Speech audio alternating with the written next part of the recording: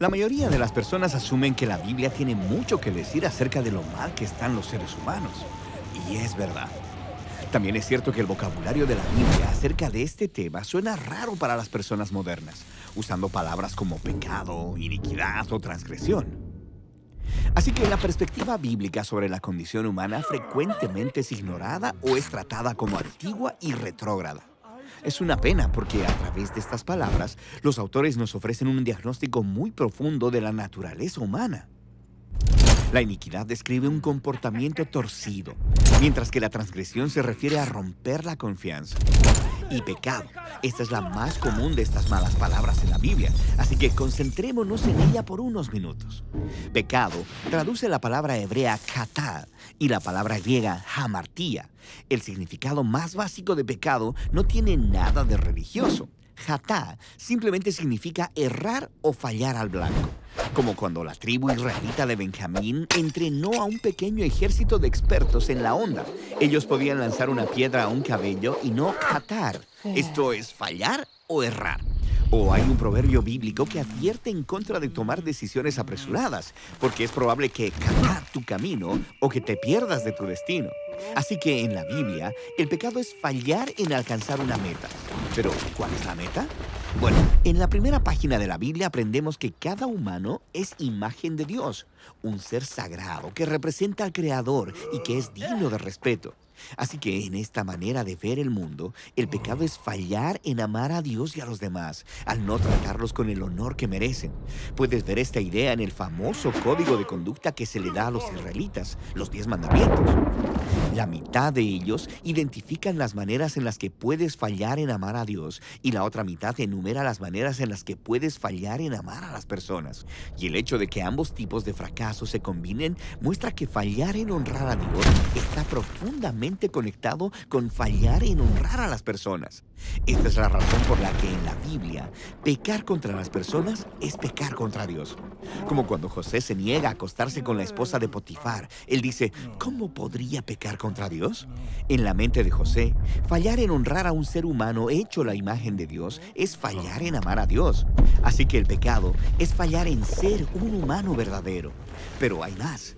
Algo fascinante acerca del pecado en la Biblia es que la mayoría del tiempo en que las personas están fallando, o no lo saben, o peor todavía, piensan que lo están haciendo bien, como cuando Faraón quiere fortalecer la economía de Egipto y proteger su seguridad nacional.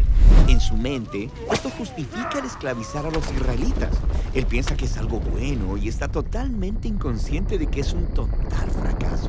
O cuando el rey Saúl está persiguiendo a David en el desierto intentando matarlo.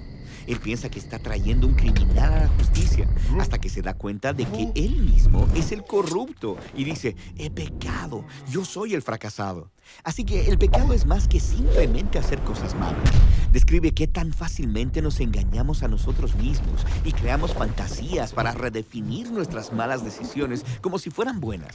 Entonces, ¿por qué son los seres humanos tan malos jueces entre el fracaso y el éxito moral?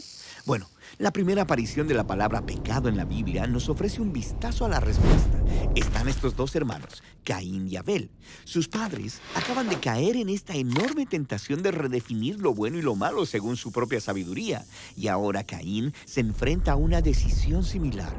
Está celoso y enojado de que Dios ha favorecido a su hermano. Así que Dios le advierte, si no eliges lo bueno, Catá está a la puerta.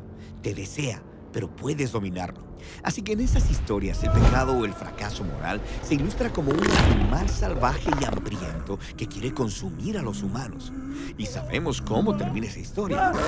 La Biblia intenta decirnos que el comportamiento humano fallido, nuestra tendencia a engañarnos a nosotros mismos, llega hasta lo profundo. Está anclada en nuestros deseos e impulsos egoístas que nos obligan a actuar en nuestro propio beneficio a costa de otros. Y esto lleva a una reacción en cadena de relaciones rotas. Es por esto que en el Nuevo Testamento, el apóstol Pablo describe hamartía como un poder o fuerza que gobierna a los humanos. En sus palabras, somos esclavos del pecado. Incluso él dice, el pecado vive en nosotros para que hagamos las cosas que no queremos hacer. Así que con la palabra pecado, los autores bíblicos están ofreciendo una sólida descripción de la condición humana. Es fracasar en ser humanos que aman completamente a Dios y a los demás.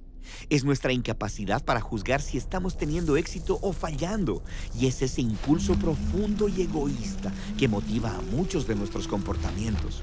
No es una imagen bonita de nosotros mismos, pero si somos honestos, es realista. Esa es la razón por la que en la Biblia la historia de Jesús es una buena noticia. Él es descrito como el creador de todo, convirtiéndose en un verdadero humano, uno que no falló en amar a Dios y a los demás. O sea, él no pecó. Y sin embargo, tomó responsabilidad por la historia de fracaso de la humanidad. Vivió para otros y murió por sus pecados y fue resucitado de los muertos para ofrecerles su vida como regalo que cubre todos sus fracasos. En las palabras de los apóstoles, Él no cometió pecado y aún así en la cruz llevó nuestros pecados en su cuerpo para que así muramos a nuestros pecados y vivamos para hacer lo que es correcto. Y esa es la historia detrás de la palabra bíblica para pecado.